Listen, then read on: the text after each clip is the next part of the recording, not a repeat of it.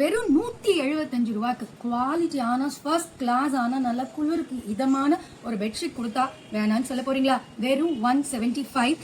Colour பாருங்க, பளிச்சும் colour, உள்ளார வந்து ஒரு ஃப்ளவரோட சூப்பரான ஒரு பெட்ஷீட். ஒரு பெட்ஷீட் நான் ஓப்பன் பண்ணி காமிக்கிறேன். நல்ல லென்த்தியான பெட்ஷீட், நல்ல குவாலிட்டியான பெட்ஷீட். மிஸ் பண்ணிடாதீங்க. 175.